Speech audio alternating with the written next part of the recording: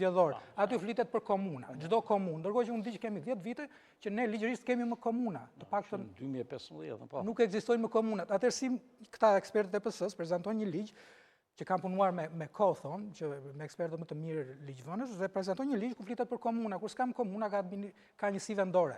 Do të parashikojnë t'i kthejnë. Mbase kjo është çështje tjetër, por kjo tregon seriozitetin. Atëherë ligji automatikisht i bie që është hartuar para një 10 vitesh, para 2015-s, që mund të jetë një projekt që nëse kemi dëgjuar dhe si është sjell sot, sepse ngjan më interesant. E dyta, me referendumet ka një problem që në përgjithësi dhe në Itali është problemi i dezinformimit dhe kush i financon. Këto duken gjërat parëndësishme, por ne sot akoma nuk po dim si financojnë zgjedhjet parlamentare. Nuk dim si ta menaxhojmë të dezinformimin e përgjithshëm, mediat online, rrjetet sociale, ndërhyrje në fushatat.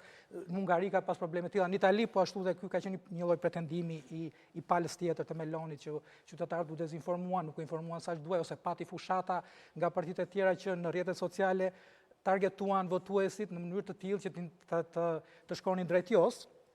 Gjithashtu dhe Brexit ishte një lloj operacioni marketingu digital për të testuar këto ndryshimin e opinionit publik. Gjitha këto probleme i kanë sot vendet e BE-s, ndërkohë në ligj nuk i pash si do zgjidhen këto, dhe për më tepër ne nuk i kemi zgjidhur ende me zgjedhjet aktuale. Kemi 35 vite, kemi një kod që bëjmë copa pas çdo fushate elektorale dhe sërish dalin probleme të reja. Dhe jemi ende si financohen zgjedhjet, si numërohen votat, kush do i numërojë, do jenë komisioner të pavarur apo do jenë politik.